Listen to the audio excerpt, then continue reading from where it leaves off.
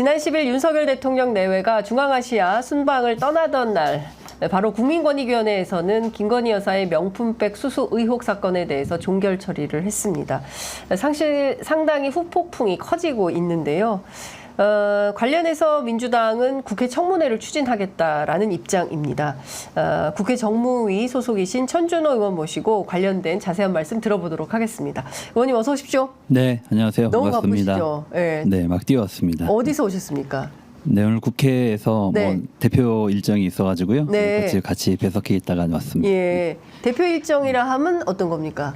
근데 한반도가 지금 굉장히 위기 상황에 놓여 있지 맞습니다. 않습니까? 예, 예. 그래서 남북 관계는 계속 악화되고 있고 네. 오늘 많이 보셨겠지만 북한하고 러시아는 이제 회담을 해서 네. 한반도를 둘러싼 주변 정세가 급변하고 있는데 너무 우리 정부는 거기에 대해서 무감각하게 한반도의 긴장을 고조시키는 방향으로만 여러 정책들을 취하고 있어서 그와 관련한 상황을 어떻게 돌파해야 되는지 대처해야 되는지 뭐 현인들을 좀 우리 전 정부의 통일부 장관 하셨던 네. 여러분들을 모시고 같이 간담회를 좀 그렇군요. 하다가 왔습니다. 예, 저희가 잠시 후에 이제 문정인 선생님 모시고 오늘 있었던 그 간담회 그리고 현 상황이 어떤지 좀 짚어볼 예정입니다. 오후 2시 여러분 계속 함께해 주시면 좋을 것 같고요. 자, 오늘 그 천준호 의원님께는 현안이 되고 있는 김건희 여사 명품백 문제를 좀 집중적으로 여쭤보려고 합니다. 일단 국민권익위원회 이 사건 종결에 대해서는 좀 총평을 하신다면 어떤 일감이 좀 드십니까? 네, 권익위가 우리나라의 부패 방지를 위한 총괄의 기구입니다. 네, 그렇게 해서 오랫동안 역할을 해왔고 상당히 중요한 이제 기관인데 결과적으로 이번에 보면은 그 뇌물 의혹이 굉장히 짙은 명품백 수수 사건에 대해서 네. 제대로 된 직접 조사를 하지도 않은 상태로 면죄부를 이렇게 발행한 것입니다. 네. 그로 인해서 국민들이 권익에 대한 신뢰가 큰 폭으로 추락됐고 권익위가 부패 방지 총괄 기관이 맞느냐 예. 그리고 청탁금지법 이제 국민들은 김영란법으로 알고 계신데 이 네. 법에 대한 해석은 제대로 하고 있느냐라고 네. 하는 조롱과 이런 것들이 굉장히 예. 높아지고 있는 비난 여론이 높아지고 있는 그런 상황이 되었습니다. 결과적으로 아마 윤석열 대통령과 가까우신 분들이 권익위의 위원장을 비롯한 주요 직책을 맡고 계신 것으로 이제 알고 있는데 네. 윤석열 대통령 부부의 방탄을 위해서 권익위가 이런 결정을 했지만 결과적으로는 오히려 국민들의 분노와 관심을 촉발해서 네. 윤석열 대통령 방탄보다는 윤석열 대통령 부부에 대한 비난 그리고 그 방탄 행위에 대한 규탄 뭐 이런 것들을 더욱 드높이는 네. 그런 결과를 가져오고 있지 않나 이렇게 생각을 하고 있습니다. 지금 말씀 주신 대로 사실 굉장히 역사가 오래된 그런 법이죠. 대한민국 정말 뒷돈 없이는 살 수 없어서 시민사회가 노력해서 정말 맑은 사회를 만들기 위해서 무슨 노력을 할 거냐. 각고의 노력 끝에 만들어진 게 바로 이 청탁금지법인데 그거를 한 방에 희화시켜버렸다라는 비판이 나올 수밖에 없는 상황인데요. 관련해서 지금 국회에서 청문회 추진합니까? 네네. 정말 김건희 여사가 나옵니까? 일단 이번에 권익위 말도 안 되는 이 결정의 당사자인 15명의 권익위원들을 다 불러야 될 것 같고요. 네. 그 과정에 같이 관여했던 공무원들도 함께 참여를 좀 해야 됩니다. 네. 혹시나 이것을 정상적인 처리 과정이었다면 권익위가 이런 결정을 도저히 할 수가 없는 결정을 한 것이거든요. 예. 그 과정에서 해야 될 일을 하지 못하게 했다든지 예. 하지 말아야 될 일을 하게 한 것은 없는지 뭐 이런 것들을 확인하기 위해서는 예. 관계 공무원들이 참여를 해야 되고요. 예. 그리고 가장 중요한 게 뇌물로 보여지는 그 명품백을 예. 전달한 사람 또 받은 사람 그리고 그 과정의 일정을 관리하는 사람 이런 핵심 관계자들을 반드시 불러서 물어봐야 한다고 생각을 합니다. 네. 이제 그렇게 하다 보면 김건희 여사 당연히 출석하셔야 된다 이렇게 저희는 보고 있고요. 예. 그 민주당 출신의 정무위원들이 모여서 관련 회의를 했고 네. 모두가 다 절박하게 좀 필요하다. 왜냐하면 많은 분들이 이 권익의 존폐를 다툴 정도로 심각한 결정을 했고 국민들의 법감정으로 도저히 이해할 수 없는 왜냐하면 이번 사건의 좀 특징이 있는 것은 모든 국민들이 영상을 보셨거든요. 그렇습니다. 명품백이 전달되는 영상을 직접 다 보셨기 때문에 아우 목사님 이런 걸 아니 그러고도 이게 아무 문제가 없다라는 결정을 국가기관이 한다는 걸 도저히 이해할 수가 없거든요. 이게 맞습니다. 복잡하게 법리를 따지지 않더라도 네. 상식적으로 봤을 때 이해할 수 없는 결정을 우리나라의 부패와 관련된 최고 총괄 기구라고 하는 권익위에서 했기 때문에 도대체 이 나라가 어떻게 가는 건지 국가 시스템이 어떻게 되는 건지에 대한 국민들이 걱정이 엄청나게 큽니다. 그리고 많은 우리나라의 그 공직자들에게도 굉장히 안 좋은 신호를 주고 있다라고 네. 생각을 하기 때문에 국회 정무위원회에서는 당연히 권익위원들을 불러서 이 상황을 좀 따지고 물어야 된다 이렇게 생각을 이제 하고 있는 상황입니다. 네, 말씀 주신 대로 사실은 도대체 이 나라가 어디로 가고 있는 건지 알 수가 없게 특히 김건희 여사 앞에서는 모든 사법 체계가 무력화되는 것처럼 보입니다. 뭐 검찰도 지금 소환 조사 여태 못 하고 있는 거 아니겠습니까? 이원석 총장이 부른다고 한 지가 언제입니까? 근데 여태까지 뭐 소환 조사 한번 못 하고 있는 이런 상황인 거고 껌껌이 많은 국민들이 그 의문을 갖고 있는데 자 일단 김건희 여사에 대한 청문회 일정은 언제로 좀 예정하고 계십니까? 일단 정무위원장을 뽑지를 못하고 있지 않습니까? 네, 일단은 정무위원회가 제대로 구성이 이제 되어야 하고요. 네. 그러려면 이 정무위원장 선출 절차가 진행되어야 하는 상황입니다. 예. 저희가 그 정무위원들 민주당 출신 정무위원들이 논의한 자리에서는 정무위원장 선출 직후에 바로 청문회의 절차를 진행하자라고 이제 결의를 하였는데요. 예. 문제는 이제 정무위원장 선출을 예. 현재 저희가 11개 상임위원회의 위원장을 민주당이 맡고 있고 선출까지 마친 상태인데 예. 7개 상임위는 현재 위원장 선출이 안 되고 있는 상태입니다. 국회법에 따라서 빨리 선출이 좀 이루어져야 한다고 생각을 하는데요. 네. 현재 여야가 좀 협의를 좀 하고 있고 이번 주 말까지는 조금 기다려야 되는 상황으로 지금 논의가 좀 가고 있는 것으로 좀 보여집니다. 네. 하지만 저는 이번 주 말이라도 늦더라도 최대한 빠른 시일 안에 정무위원장이 선출이 되어야 하고요. 끝까지 국민의힘이 국회를 버리고 민생을 저버린다고 하면 민주당 네. 단독으로라도 저는 정무위원장 선출해야 한다고 생각을 합니다. 네. 네, 하여간 그 절차를 거쳐서 청문회 빠른 시일에 추진하겠습니다. 걱정이 아마 이제 뭐 국민의힘에서 정무위원장을 맡게 되면 네. 청문회 어려운 거 아니냐 뭐 이런 네, 예. 걱정이 좀 예. 있으실 것 같은데요. 네. 저는 국민의힘이 이 청문회조차 또 거부한다면 이것은 국민의 다수의 어떤 예를 들면 생각과는 다른 방향으로 또 국민의힘이 그 국회에 복귀하면서 대통령 방탄에 모든 것을 던지는 그런 모양새가 될 거기 때문에 네. 국민의힘 의원들도 상당히 저는 부담을 느낄 거라고 생각을 합니다.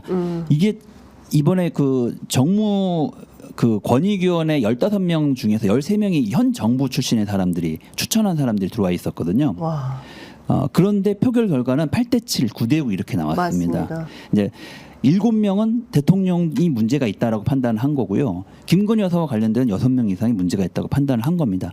보통 정상적이면 13대 2가 나왔어야 되거든요. 네. 이것은 국민의힘 쪽에서 그러니까 여당 쪽 추천 인사, 뭐 국민의힘만 한 것은 아니죠. 예. 네. 여당 쪽 추천 인사 들이 보기에도 이 사안은 상당히 문제가 있다 이렇게 판단을 한 것입니다. 따라서 국민의 의원들도 상식을 가지고 판단을 한다면 이 사안에 대해서는 네. 문제가 있다고 보고 당연히 청문회라든가 이런 걸 통해서 물어야 한다라는 것에 공감할 것이라고 볼 거부하기는 쉽지 예. 않을 것이다. 오늘 그 방금 전에 이제 그 속보가 나왔는데요. 추경호 원내대표가 법사위하고 운영위를 내년에 좀 돌려줘라. 그래서 1년씩 하자. 이런 제안을 했습니다. 민주당은 수용할 뜻이 있으십니까? 아직 생각해보지 않았다라는 공식 논평은 좀 나온 것 같습니다. 아니, 국회법에 따라서 네. 이미 상임위가 11개 상임위는 위원장이 선출이 된 것입니다. 네. 그 국회법에 그런 조항이 있습니까? 1년 뒤에 바꾸자? 바꿀 수 있다? 예. 저는 뭐 그건 국회법에 없는 내용이라고 생각을 하고요. 지금은 법대로 해야 될 상황이라고 봅니다. 네. 그러니까 원래 국회법에는 전반기, 후반기로 나눠서 2년씩 상임위원장을 번갈아 하도록 되어 있는데 그러면 22대 국회에서는 1년에 한 번씩 교체하면은 4년 동안 4번을 돌아가자는 얘기인데 네, 그게 가능한 저는 어쨌든 이번 22대 국회의 가장 큰 특징은 국회가 제대로 일할 수 있어야 한다는 네. 것이고 일하는 국회를 만들기 위해서는 네. 일단 가장 중요한 것은 국회 법을 준수하는 것이라고 생각을 합니다. 그래야만 제대로 일할 수 있습니다. 국회가 모든 것을 다 합의할 수는 없거든요. 네. 협의의 과정은 필요하지만 협의를 통해서 잘 되지 않는 것은 국회법이 정해놓은 절차에 따라서 결정하고 해야 한다고 봅니다. 그래야 책임 정치가 이루어진다고 생각을 하기 때문에 이미 11개 상임위에 대해서는 국회법 절차에 따라서 저희가 이미 상임위원장을 선출을 했고 다만 7개 상임위에 대해서 의석수 국회가 이번에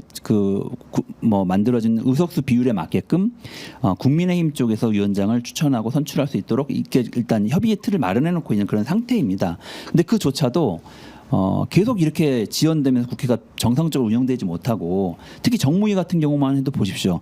권익위가 말도 안 되는 결정을 했는데 권익위를 불러서 한마디 물어보지도 못하는 약간 비정상적인 운영 상태이거든요.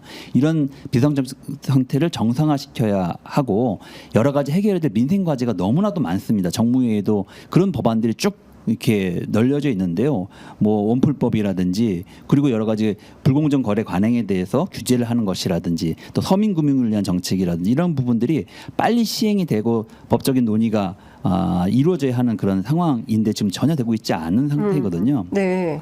저는 더 이상 방치해서는 안 된다 이렇게 생각을 합니다. 당장 내일 민주당은 국회 본회의를 열어서 나머지 상임위에 대해서도 결정을 하자라는 입장인데요. 국민의힘은 그럴 생각이 없는 거. 현재는 뭐 국민의힘 안에서는 의견 일치가 안 되고 있다고 하는 것 같아요. 국민의힘의 의견 분리입니까? 내부적으로는 들려오는 이야기로는 이쪽에서는 그래도 7개 상임위라도 해야 되는 거 아니냐 여당인데 그래도 여당 입장에서 국회를 더 이상 이렇게 보이콧하는 것은 맞지 않다 챙겨야 된다 이런 입장도 있지만 또 강경한 또 여당 의원층 입장에서는 이 지금 같은 국면에서 우리가 고개를 숙이고 들어갈 수는 없는 거 아니냐 더 버텨야 된다 뭐 이런 의견들이 있고 그런 강경 의견이 지금은 더 그 득세하고 있는 것으로 이제 보여집니다. 그래서 쉽게 저쪽에서는 이제 지연 전술을 써서 최대한 이 상황을 지연시키고 길게 끌고 가려고 하는 것으로는 이제 보여지는데요.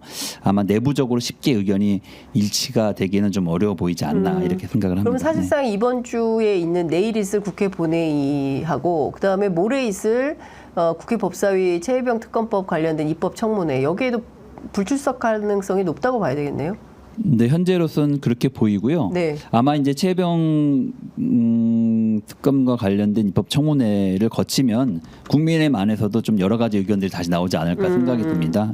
일방 이제 우리 민주당 중심으로 예를 들면 청문회가 진행됐을 때 본인들이 보기에는 더 이상 방치해서는 안 되겠다 이런 생각이 들 수도 있거든요. 뭐 그 과정을 보면서 생각이 달라질지 모르겠지만 지금 대체적인 그쪽에 파악되는 기류는 좀 강경 기류가 좀 득세하고 있는 것으로 좀 보여지고 그 여당 쪽 지도부가 그것을 핸들링하고 있지 못하는 상황인 것 같고 따라서 최대한 시간을 벌어서 내부에 좀 논의를 좀 이렇게 다시 환기시키려고 하는 그래서 뭐 아까 말씀드렸던 것처럼 1년씩 돌아가면서 하자고 하는 이제 그 굉장히 무책임한 저는 무책임한 국회 운영이 될 수밖에 없다 이렇게 생각이 드는데요.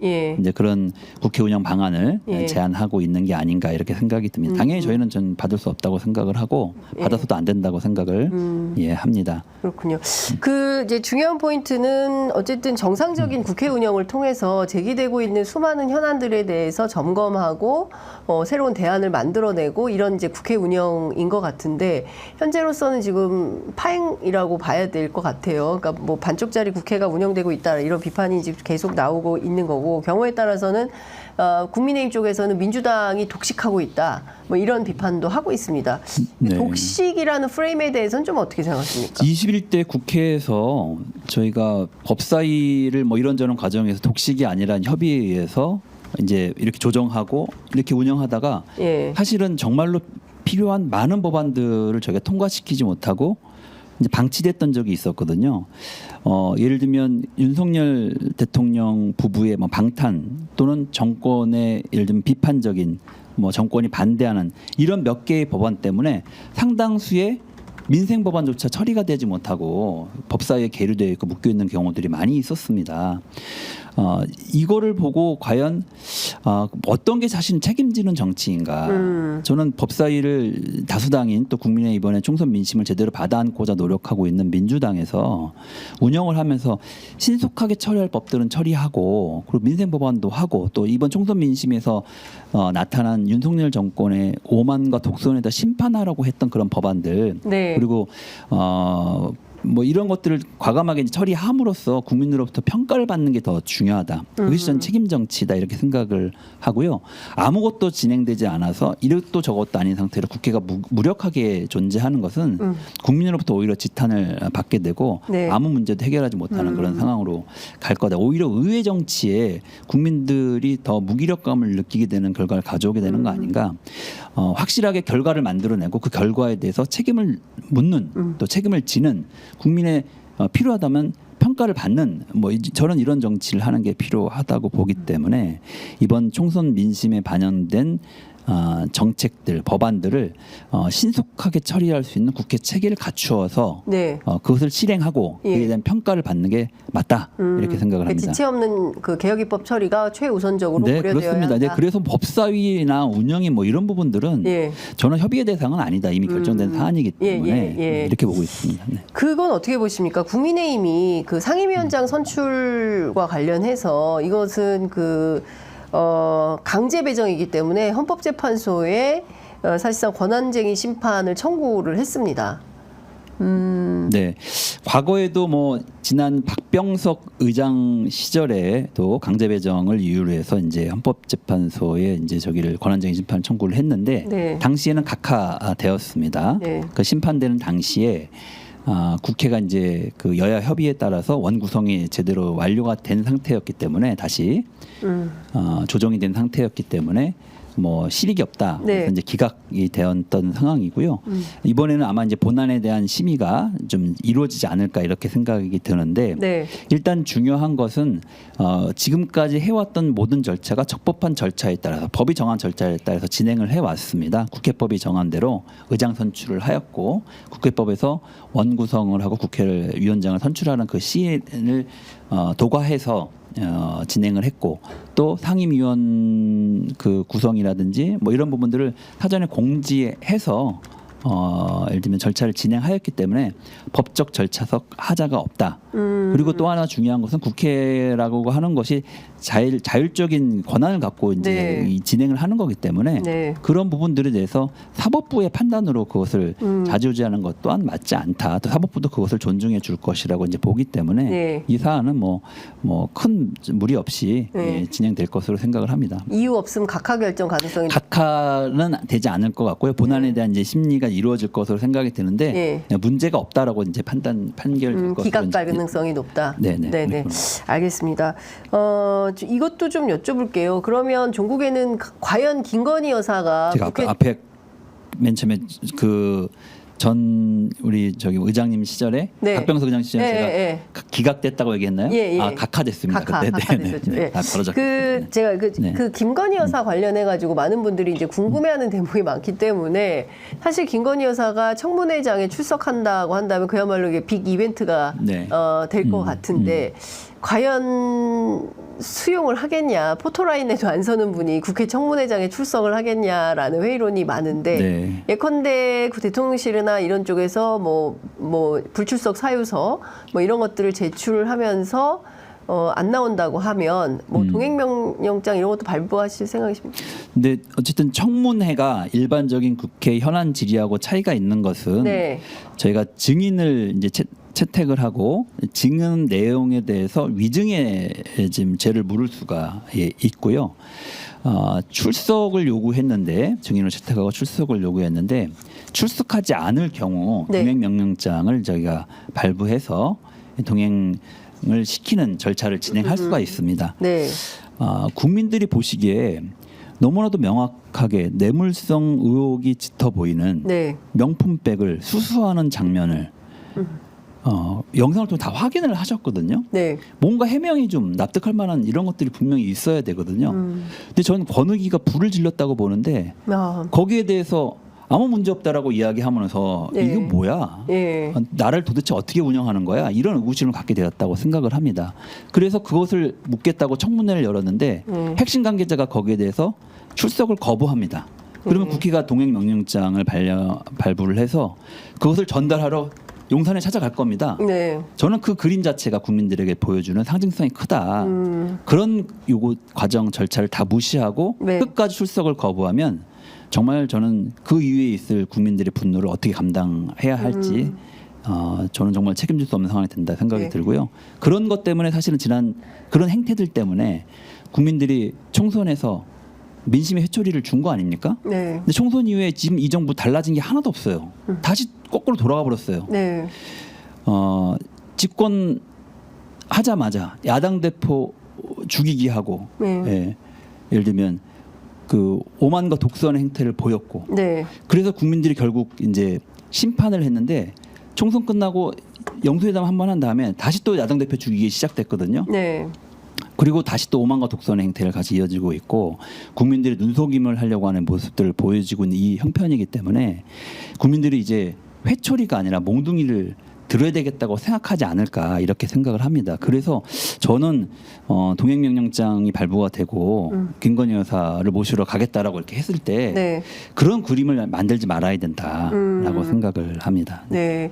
그 사실 이 도대체 이 명품백이 어디로 가 있는 거냐. 대통령실에서 분명히 이게 대통령 기록물이라고 했기 때문에 대통령실에서 보관하고 있으면은 틀림이 없어 보이는데 소위 얘기하는 그 선물 창고라는 게 어디 있는 건지 현장 조사가 필요하다. 네. 정무위 차원에서 현장 조사도 갈까요? 그 제가 그래서 그런 걸 물어봤거든요. 네. 그 전직 예전에 이제 뭐 문재인 정부나 네, 네. 때는 청와대는 그런 게 있었냐니까 사실 그런 게 없다고 없었다고 그러더라고요. 예. 없다고 그러고 실제 존재하지 않고 예. 제가 보기엔 약간 궁색한 변명이 또 다른 궁색한 변명을 만들어내는 그런 형국이지 않냐 이렇게 생각이 들거든요. 거짓말이 거짓말을 낳는. 네, 뭐 그런 거죠. 외국인이 준 것은 다 이게 국가 기록물이라는 예. 건 사실 말도 안 되는 이야기죠. 그렇습니다. 외국인이 하더라도 그것이 뇌물이면 반드시 처벌받습니다. 예. 공무원들이 외국인한테 예. 돈을 받았다 하더라도 네, 네. 통상적으로 국가 기록물 정도가 되려면 국가 원수 그리고 국가가 공식적인 외교 절차와 일정을 통해서 주고받는 선물 뭐 이런 것들을 통해서 만들어지는 이런 것들이 국가 기록물로서 이제 등재가 되고 관리가 되는 것이 맞겠지요. 네. 너무 제가 보기에는 궁색한 말도 안 되는 이러니까 정말 국민들로 조롱을 받고 다른 한편에서 국민들이 보기에 정말 불쾌합니다. 네. 이런 말도 안 되는 별명으로 국민을 속이려고 한다는 게 국민을 뭘로 보고 그러는 거지? 저는 그런 생각이 들 수밖에 없는 이런 상황이기 때문에 자꾸 매 벌지 않았으면 좋겠다. 일 키우지 않았으면 좋겠다. 네. 이런 생각을 합니다. 정말 감당이 안 될 겁니다. 나중에는. 감당을 못할 것이다. 윤석열 네. 정부가. 예. 그럼요. 이제 국민들의 분노가 아까도 말씀드렸지만 투표를 통해서 회초리를 들었는데 그걸 안 통했잖아요. 그럼 지지율은 소폭 상승하지 않았습니까? 지난번에 21% 최저치 찍었다가 석유 발표하고 그리고 중앙아시아 순방 갔다 온 다음에 갤럽 여론조사에서는 26%로 5%포인트 상승했습니다. 어떻게 보십니까? 근데요, 어쨌든 이 정부의 정책이라든지 그 지지율에 대해서 반대하는 네. 고정 굉장히 견고해지고 있다는 것을 보셔야 됩니다. 비판적인 문제가 잘 못하고 있다고 생각하는 것. 네. 그게 훨씬 더 견고해지고 아주 확고한 70%의 부정 여론층이 네네. 형성되어 있다고 봐요. 근데 어떤 수를 쏘더라도 옛날 같았으면 대통령이 직접 나와서 유전이 발견됐다라고 이야기하고 그 정도의 심혈을 기울인 이벤트였으면 이런 이제 큰 변화가 있어야 되거든요. 소폭 변동이 있는 겁니다. 네. 그거는 있을 수 있는 여론조사에 하나의 좀 이런 거지 큰 영향을 주지 못하고 있거든요. 네. 어떤 수도 사실은 지금 잘 먹히지 않는 그런 상태고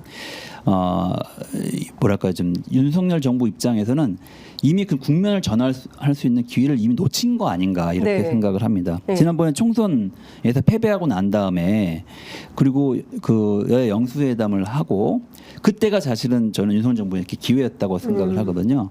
그때 총선 민심을 수용해서 국정 기조를 전환하고 야당 대표 죽이기, 야당 대표 탄압 이거 대신에 민생 먼저 챙기기 이거 했었어야 된다고 봅니다. 그날 영수회담 때도 대통령께서 그런 얘기를 하셨어요. 이재명 대표가 전 국민들 삶이 너무 어렵고 힘드니까 경기를 좀 활성화시킬 수 있는 경제 정책을 펴셔야 된다. 그래서 민주당에서는 민생지원금 이런 이야기를 이제 꺼냈죠. 네. 그때 그 윤석열 대통령이 뭐라 그랬냐면 어려운 사람들을 위한 것부터 먼저 하겠습니다 이렇게 얘기했어요. 분명히. 예, 안 하겠. 영수회담 때. 네. 그러니까 그래도 뭐가 생각이 있구나, 예. 계획이 있는가 보다 저는 이렇게 생각했거든요. 예. 근데 그 뒤로 보십시오. 지금 정말 경기 활성화시키기 위해서 지금은 제일 어려운 게 현장에서 네. 경기가 위축된 거 아닙니까? 소비도 맞습니다. 위축되고. 예. 그러니까 골목 상권 다 죽고 그리고 예를 들면 중산층 서민들의 삶이 너무나 좀 팍팍하고 어려워진 거 아닌가? 네. 그러면 여기에 대한 대책을 세워서 뭔가 좀 경기를 활성화시키거나 부양하거나 일자리를 만들거나 이런 정책들을 펴야 되는데 그와 관련해서 제대로 한 게 하나도 없거든요. 네. 그리고 지금 다시 꺼낸 게 뭡니까? 다시 또 야당 대표 죽이기. 예, 이거 좀 하고 있는 거 아닙니까? 국가 권력 동원해서 검찰 동원해서 그게 그냥 검찰이 하는 거니까 다른 거 영향 없겠지 이렇게 생각할 수 있잖아요. 근데 저는 야당 대표에 대한 기소 또 재판 이런 것과 대한 판단을 그냥 검찰만 하진 않을 거라고 봅니다. 정권의 핵심부와 네. 어쨌든 그것을 논의하고 협의할 가능성이 매우 높다. 아. 근데 그런 판단을 하려면 국가 권력을 이끄는 사람이 상당히 많은 고민들을 해야 됩니다. 그 부분에 몰두를 하고. 아, 그럼 이재명 대표의 어떤 지금 재판이나 기소나 이런 것들이 검찰의 사법적 판단에 따른 것이 아니라 대통령실 혹은 정권의 핵심부와 모종의 어떤 그 관계 속에서 이런 일들이 진행되고 있다 이렇게 의심하시는 건가요? 저는 국가 권력 차원에서의 예. 그 음모, 뭐 계획, 뭐 이런 것들이 같이 예. 섞여 있는 게 아닌가라고 하는 의심을 갖습니다. 그렇지 않고서는 이렇게 일사불란하게 이루어질 수 없죠. 그 재판 결과가 나온 다음에 바로 준비라도 했던 것처럼 바로 신속하게 또 기소가 또 이루어지고 있지 않습니까? 네, 네. 그리고 그 이후에 일련의 이 정부에서 취하고 있는 여러 가지 눈속임 이벤트, 정책 발표 이런 것들을 보시면 아 이것이 뭔가 계획된 일종의 프로젝트 같은 게 아니냐 이런 생각에 대한 의심을 갖지 않을 수가 없습니다. 뭐 정적 제거 프로젝트 뭐 이런 거라고 보세요? 뭐 정적 제거 야당 대표 죽이기 그게 이제 윤석열 정권 집권 1년차, 2년차의 주요 정책 기조였다고 이제 평가를 하는데요. 예. 총선을 계기로 해서 그것이 좀 달라지길 바랬죠. 예. 국정기지를 전환하는 것 핵심은 그거 아니었습니까? 예. 그런데 총선 이후에 잠깐 바뀔 것처럼 이야기하고 나는 대표의 얘기를 충분히 듣겠다고 이야기하고 일상적으로 소통하겠다고 이야기를 했었잖아요. 네. 근데 금방 바뀌어서 다시 또 야당 대표 죽이기 지금 하고 이재명 있는 거 아닙니까? 대표에게 네. 윤석열 대통령 전화 안 하십니까? 핸드폰 번호 알아가셨잖아요. 그 지난번에 한번 병원 예, 입원하실 예, 때 예, 그때 예. 윤석열 대통령 전화를 한번 이제 하셨고요. 하고, 예. 그 뒤에 거꾸로 예. 연금 문제 네. 이제 대통령 정부 여당에서 제안하는 대로 우리가 받겠다. 예, 44% 수용하겠다. 라고 해서 언제든지 영수회하고 만나자고 이렇게 하셨거든요. 네. 그래서 저희는 실제로 그렇게 믿고 네. 제가 홍철 수석한테 연락해서 예. 이 문제 가지고 협의할 수 있을 것 같다. 지금 별 예. 차이가 없지 않냐. 1% 정도로 좁혀졌으니까 예. 예. 이제 합의하고 예. 두 분만의 결단만 남은 것 같다. 네, 예. 그렇게 제안을 했는데 불과 몇 분 안 돼서 바로 거절 회신이 온 거죠. 네. 거절 회신이 뭐라고 왔습니까? 그때는 뭐 거절이라고 본인이 말을 표현하지는 않았지만 네. 여야가 합의해야 될 문제이기 때문에 네, 그 네. 이후에 하겠다. 뭐 이렇게 얘기를 했고 다음 22대 국회에서 논의하자. 뭐 이런 예. 취지의 내용으로 지금 온 건데요. 몇 분이나 여야가 보셨어요? 합의가 안 돼가지고 예, 예. 예, 합의가 안 돼서 거의 좁혀진 마당에 이제는 그 결단 지도자들의 결단이 남은 상태이기 때문에 여야 대표 필요하면 여당 대표도 같이 부르자 대통령까지 해서 3자가 그 부분에 대해서 의견을 좀 모으는 결단을 내는 시간을 갖자라고 제안을 했던 거죠. 네, 네. 근데 거기에 대해서 그야말로 이제 이런저에 예. 거절을 이제 한 거죠. 네. 아, 이거는 지금까지 안 나온 뉴스 같은데. 그때 다 보도됐습니다. 그때 보도됐나요? 제가 몰랐군요. 예, 수분 안에 제안이 수분은 아니고 좀 시간이 좀 있었긴 했는데 네. 오래 걸리지 않아서 한나절 만에 한나절 만에 바로 네, 거절을 네. 한 것입니다. 아쉽네요. 그리고 나서는 이제 소통이 없는 이런 상태인 건가요? 네, 그런 상태죠. 네. 아, 참 다시 또 이제 이를테면은 이제 경색 국면으로 돌입했다 이렇게 볼 수밖에 없는 거라고 이제 보여지는데요.